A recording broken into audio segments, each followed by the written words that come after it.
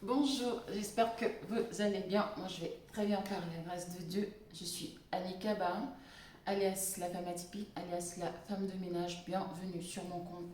Sur ce compte, je valorise mon métier. Je valorise mes congénères, ces hommes et femmes qui exercent deux petits métiers au quotidien pour survenir à leurs besoins et à ceux de leur famille. Je parle d'entrepreneuriat. J'encourage les femmes à se lancer dans l'entrepreneuriat avec deux petits budgets parce que c'est exactement ce que j'ai fait. Je parle des changements que le Seigneur opère dans ma vie depuis que j'ai fait le choix de revenir à lui.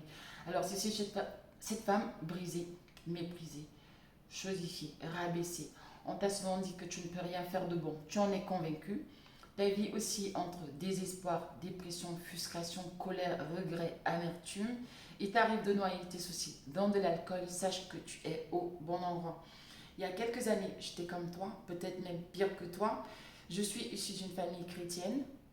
J'ai reçu une éducation assez stricte, mais à mes 24 ans, j'ai fait le choix d'abandonner le Seigneur. J'ai commencé à prendre des mauvaises décisions, j'ai commencé à faire des mauvais choix. Qui dit mauvais choix dit conséquences. Ça a duré environ 12 à 13 ans, jusqu'à ce que je devienne maman. Et là, je me suis dit, Annie, tu ne peux pas élever ton enfant dans un environnement aussi toxique. Tu ne peux pas élever ton enfant dans un climat aussi tumultueux. Je suis allée chercher des solutions. Je me suis intéressée au développement personnel. J'ai recommencé à lire, j'écoute des livres audio, je suis des formations. Je me suis abonnée à toutes les chaînes YouTube qui pouvaient me permettre de m'améliorer. Je me suis abonnée à toutes les pages Facebook qui pouvaient me permettre d'atteindre mes objectifs. Et bien évidemment, j'ai associé tout cela à la prière. Alors, si tu veux donner une autre orientation à ta vie, si tu veux changer, je ne te dis pas que ça se fera comme ça. Fixe-toi des objectifs, impose-toi une discipline et tu verras les changements qui vont s'opérer dans ta vie. Si j'ai pu y arriver, toi aussi, tu peux y arriver. Là, je suis chez mon client, j'attends les voyageurs.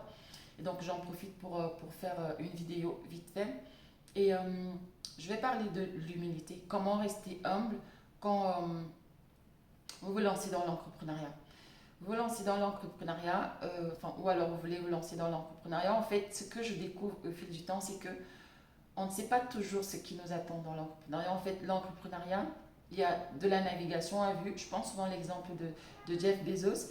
Il ne savait pas que Amazon allait devenir ce qu'il est aujourd'hui quand il avait commencé Amazon. Et c'est la même chose avec l'entrepreneuriat en fait.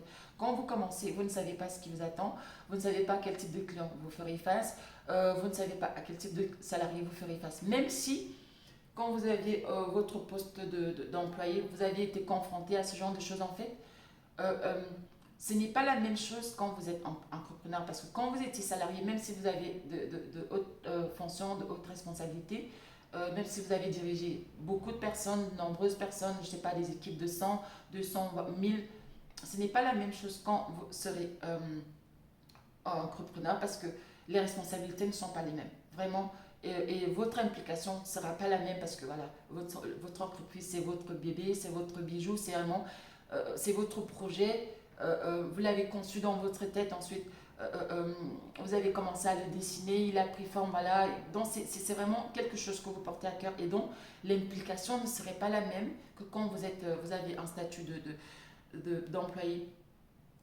Alors moi, pour la première fois, j'ai découvert le pouvoir quand je devais embaucher ma première salariée.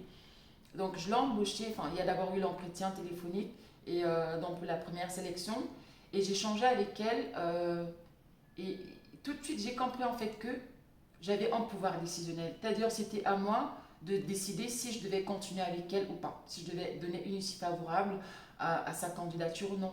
Et donc là, si vous voulez, j'ai un peu goûté aux prémices du pouvoir. Donc ça s'est bien passé, il y a eu le feeling et puis elle avait de l'expérience, donc c'est bon, je l'ai retenue. Ensuite, voilà, il y a eu d'autres personnes qui sont arrivées, jusqu'à ce que je me retrouve confrontée à une autre situation où il fallait que je licencie quelqu'un. C'est une dame, j'avais commencé à travailler avec elle. À cette époque-là, qu'est-ce que je faisais? Je demandais aux salariés de m'envoyer leurs documents.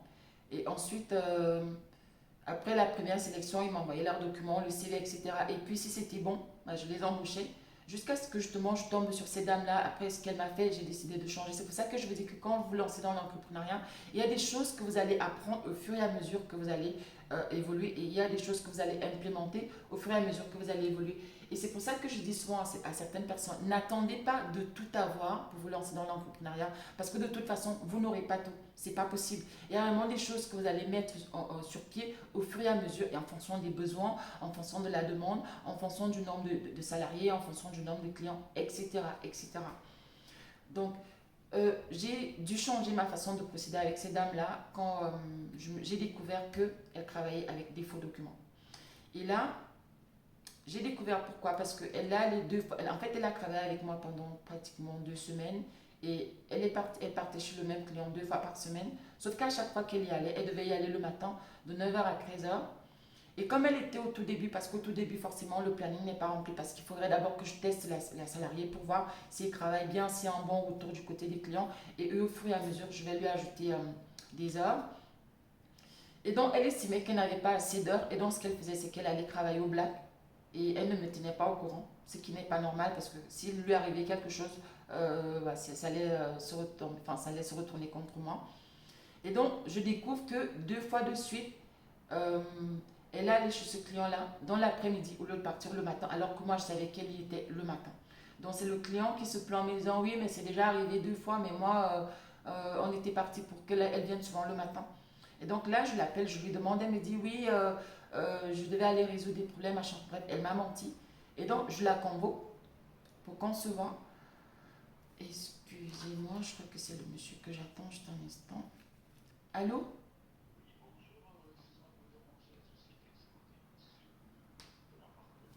D'accord, je descends vous chercher, monsieur.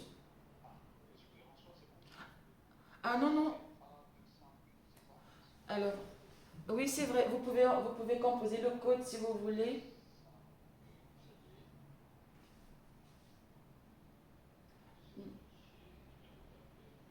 Ou alors on fait simple, je viens vous chercher. Je peux venir vous chercher. Ok, j'arrive. À tout de suite. Bon, je vais devoir interrompre ma vidéo. Je vais continuer plus tard et puis je vais coller tout de suite. Coucou, donc là, c'est la suite de la vidéo. J'ai dû l'interrompre parce que le client de mon client est arrivé. En fait, c'est vraiment en adéquation avec ce que je disais tout à l'heure quand je disais que quand on se lance dans l'entrepreneuriat, on peut pas, toutes les conditions ne peuvent pas être réunies pour, euh, pour dire qu'ok, là c'est bon, je suis prêt, je me lance. J'ai appris tout ce qu'il faut, tout est. Non, c'est pas possible. Là par exemple, je viens de faire une visite parce que pour la petite histoire, lui, il est le représentant de la délégation de la fédération japonaise d'athlétisme et donc là, il est en train de prospecter, il cherche des appartements meublés parce qu'ils veulent pas aller à l'hôtel parce que dans les hôtels c'est un peu trop contraignant et puis ils veulent dans les appartements meublés, c'est comme si on était à la maison, on est tranquille. Donc il est en train de chercher des appartements meublés propres avec un certain standing pour, les personnes qui vont venir leur délégation. Et là, je me suis retrouvée en train de faire une visite tellement comme une agent immobilière alors que j'étais en train de lui présenter la maison, les différentes pièces, alors que je l'avais jamais fait. Et je ne pouvais pas dire à mon client non, je ne peux pas le faire parce que je ne suis pas agent immobilier ou je ne sais pas trop quoi. Et j'ai dû improviser. Donc vous voyez que c'est ce que je vous disais tout à l'heure que quand on se lance dans l'entrepreneuriat, en fait, on ne sait pas ce qui nous attend. Au fur et à mesure qu'on va évoluer, on va devoir apprendre, on va devoir s'adapter face aux situations, etc., etc. Donc je ne sais même plus où j'en étais. Je ne sais plus où j'en étais. Ok. Donc il me semble que je disais donc que la dame,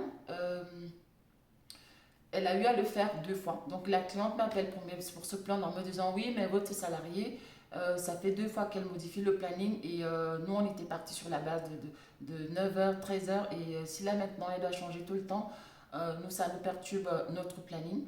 Et donc c'est à ce moment-là que je découvre, en fait, la cliente m'appelle et pensait que c'était moi puisqu'à chaque fois la salariée lui disait qu'elle a vu avec moi et que j'étais d'accord. Donc là, la cliente me dit en fait en me disant, en fait elle n'avait pas dit votre salarié, mais elle m'a dit, ah non, elle a dit votre salarié m'appelle.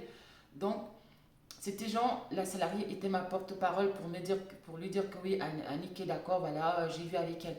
Donc elle me dit, moi, ce fonctionnement ne me convient plus parce que moi, je voudrais qu'on parte sur autre chose. Et donc c'est comme ça que je découvre que la salariée en question, 2 fois de suite, elle a modifié le planning. Donc je l'appelle on échange et je lui fixe rendez-vous parce qu'il fallait que je la voie. Parce que je me suis dit, ok, Annick, ça fait déjà 2 semaines qu'elle travaille et puis elle commence à faire des gaffes. Il faut que tu la vois déjà, que tu la rencontres, que tu discutes avec elle. Sachant qu'aujourd'hui, quand même, le numérique a facilité beaucoup de choses. Si tu as besoin d'embaucher une personne, la personne n'a pas forcément besoin de se déplacer. Il y a des boîtes ici qui embauchent des personnes à l'autre bout du monde. Les personnes ne se déplacent pas pour venir passer un entretien d'embauche. Tout se fait par visio, soit sur WhatsApp, soit sur. Il y a d'autres plateformes pour pouvoir le faire. La personne envoie ses documents, les scanne. Donc, c'est ce que j'avais fait avec ces dames. Enfin, en tout cas, c'est ce que je faisais à cette période-là. Mais donc, quand il y a eu l'histoire avec elle, j'ai arrêté, je ne fonctionne plus comme ça. Maintenant, je procède autrement pour vraiment vérifier que les documents sont conformes avec la personne que je vois devant moi et surtout que les documents sont même conformes au niveau de l'administration parce qu'il y a aussi des vrais faux documents où tu vois, vous allez voir la photo de la personne, mais en fait, ce ne sont pas des documents délivrés par l'administration. Donc, la dame, je la convoque à cette réunion, elle vient. J'échange avec elle, elle me parle de ses problèmes, elle me dit oui en fait c'est parce que j'ai eu un problème avec mon genou, on m'avait opéré du genou, machin. Elle me parle de ses problèmes de santé et je fais quand même un lien avec le métier qu'elle exerce qui est quand même un métier difficile et là ça attire mon attention. Donc j'ai fini d'échanger avec elle, je lui dis voilà c'est pas bien, si vraiment vous avez une urgence, tenez-moi au courant parce que si vous partez faire autre chose à l'heure où vous êtes censé travailler, moi, je suis censée être responsable, votre responsable, en fait, quand vous allez chez les clients, je suis censée tenue pour responsable si jamais vous arrive un pépin. Alors, si pendant que moi, je sais que vous êtes en train de travailler, vous faites autre chose, ça ne se fait pas. Donc, on finit de s'expliquer et je vais quand même vérifier ces papiers. Et quand je les vérifie, je me rends compte que sur les documents, déjà, c'est pas la même personne. Ensuite, je me rends compte que sur les documents, elle dit avoir 44 ans, mais la personne que j'ai vue avoisinait 60 ans. Et ce qui m'avait surtout alerté, c'est justement parce que quand je l'ai vue, par rapport à son âge, ça m'a intriguée parce que dans ma base de données, je savais que je n'avais pas une salariée, parce qu'elle était, je crois qu'elles étaient 5 à ce moment-là, 5 salariés. Dans ma base de données, je n'avais pas une salariée qui avoisinait cet âge-là, donc c'est pour ça que ça m'a alerté aussi. Donc quand je constate ça, je la rappelle immédiatement. Je lui dis, mais c'est pas vous sur les documents, vous ne travaillez pas avec vos documents. Elle me dit oui, et donc je lui dis dans ce cas, je mets un terme à votre contrat tout de suite. Elle commence à m'expliquer sa situation, elle me dit voilà, je vous ai dit que je suis venue en France pour venir me faire soigner, on m'a opéré des 2 genoux, machin. L'opération c'est compliqué, donc j'ai dû rester plus longtemps que prévu parce qu'il fallait qu'on me réopère. Mais après, bon, finalement, j'ai décidé de rester parce que je me suis dit, oui, comme j'ai déjà une santé fragile, je ne peux pas retourner dans mon pays parce que machin, la prise en charge ne sera pas aussi efficace qu'ici. Bref, elle me parle de ses problèmes. Et depuis que je suis arrivée, je ne parviens pas à travailler, j'ai que des emplois précaires. Euh, je squatte chez les maisons des copines quand ça ne va plus. Voilà, on me met à la porte, c'est vraiment très difficile pour moi. Je tiens absolument à ce boulot, surtout que c'est la première fois que j'ai un CDI. Bref, elle me parle de ses problèmes. Je vais régler la caméra légèrement. Elle me parle de ses problèmes. Et je me suis retrouvée dans une situation où Annick, qui est très généreuse, qui est très humaine, très altruiste, voilà, qui est toujours prête à apporter secours, parfois en s'oubliant elle-même, parfois sans réfléchir. euh, et l'autre Annick qui est chef d'entreprise et qui doit prendre des décisions fermes.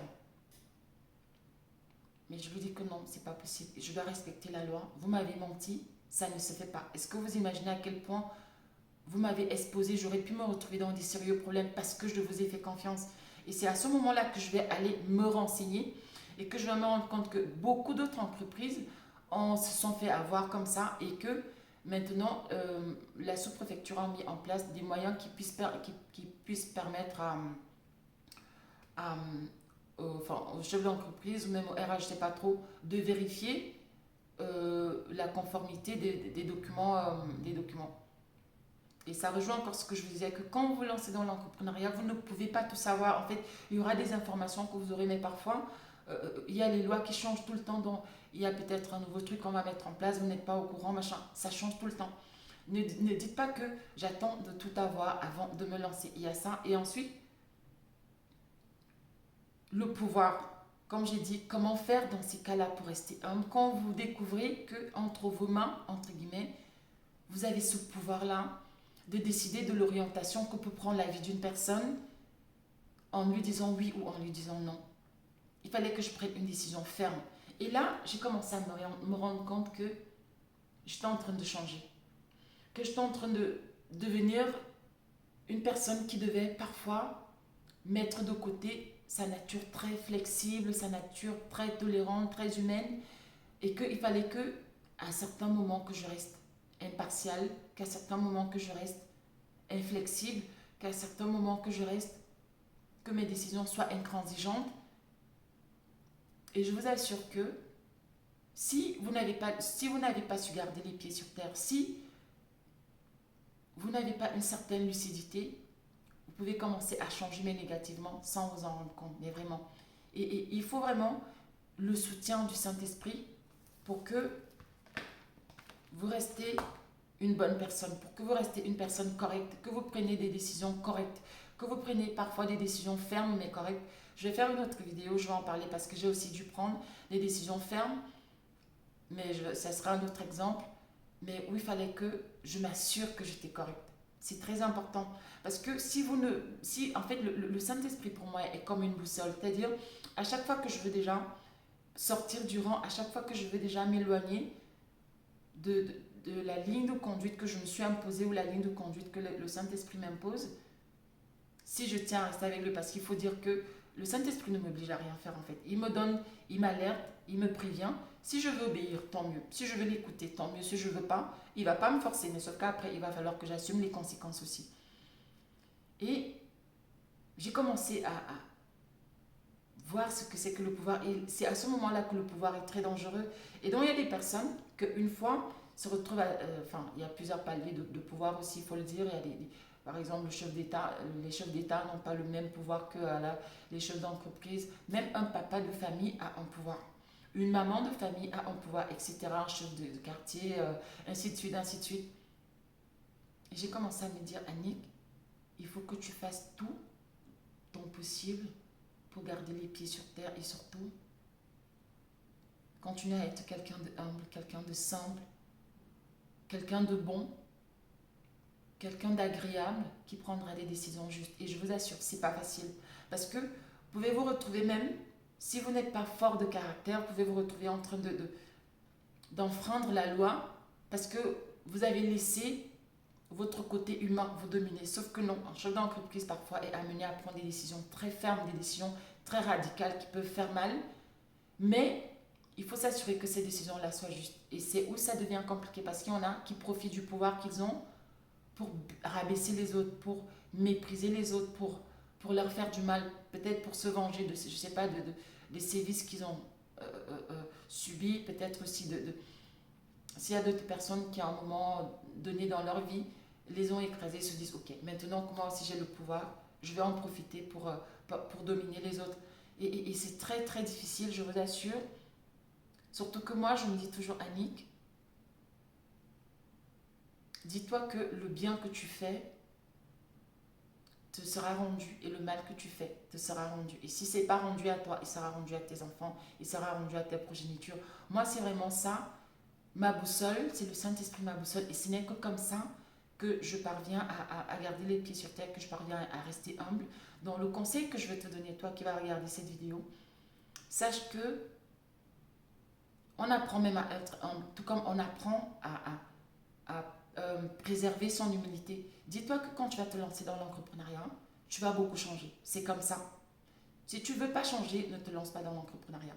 Si tu ne veux pas changer, ne te fixe pas des objectifs parce que en te fixant des objectifs, peu importe, tu veux passer un diplôme, tu veux te marier, tu veux voyager, peu importe le projet dans lequel tu veux te lancer, dis-toi qu'il va nécessiter des changements. Ces changements-là peuvent être lourds, comme ils peuvent être légers, comme ils peuvent être... bref, par exemple, on va te dire que pendant un mois, tu ne dois pas boire de l'alcool, si tu veux faire ci, si tu veux faire ça. On va te dire que pendant X mois, ou pendant X temps, tu ne dois pas manger du sucre, mais ça sera quand même un changement. Et maintenant, ça sera à toi de te fixer une discipline pour pouvoir y arriver ou alors d'être laxiste. Quoi qu'il en soit, tout nouveau projet dans la vie nécessite des changements. Mais maintenant, c'est à toi de veiller pour que ces changements-là ne deviennent pas néfastes pour toi et pour les personnes qui sont autour de toi. Et si tu es chrétien, je te conseille de toujours être en phase avec le Saint-Esprit si tu veux te lancer dans l'entrepreneuriat. Parce que c'est le Saint-Esprit qui va être ta boussole. C'est le Saint-Esprit qui va te rappeler à chaque fois que tu veux déjà t'éloigner du droit chemin, que tu veux déjà t'éloigner, ou parce que tu veux faire comme les autres, ou parce que pour X raisons, peut-être parce que tu traverses une période difficile. C'est le Saint-Esprit qui sera toujours là pour te guider, parce que toi seul, tu ne pourras rien faire en tout cas. C'est le Saint-Esprit qui va par exemple t'orienter vers les bons clients. C'est le Saint-Esprit qui va te dire, fais attention, même si ce client-là représente un gros client, il peut aussi te créer de gros problèmes demain, donc évite de le prendre. C'est vraiment le Saint-Esprit qui sera là pour te guider dans tous les choix que tu vas faire, même pour le choix des salariés. Et si tu embauches une personne, le Saint-Esprit te dit à un moment, ne donne pas une suite favorable à cette candidature, ne réfléchis même pas. Même si la personne semble un bon profil, n'insiste pas, le Saint-Esprit sait pourquoi il te le dit. Mais si tu n'es pas chrétien, je te dirais de compter sur ton instinct, de compter sur ton bon sens, euh, de compter sur les objectifs que tu t'es fixés, mais surtout évite de rester une bonne personne. C'est très important. Merci pour ceux qui m'accompagnent, merci pour ceux qui me soutiennent dans ce projet. C'est un projet qui me tient énormément à cœur, valoriser mon métier, valoriser mes congénères, partager mes expériences en tant qu'entrepreneur, partager mes expériences sur les changements que le Seigneur apporte dans ma vie depuis que j'ai fait le choix de revenir à lui, partager mes expériences même d'accompagnement, de coaching avec les personnes que j'accompagne qui sont de plus en plus nombreuses, et même partager mes expériences dans mon processus de changement parce que je suis encore en train de changer. De toute façon, on change tous les jours. Que le Seigneur vous bénisse, que le Seigneur me bénisse, et à très prochainement pour une nouvelle vidéo. Tchuss.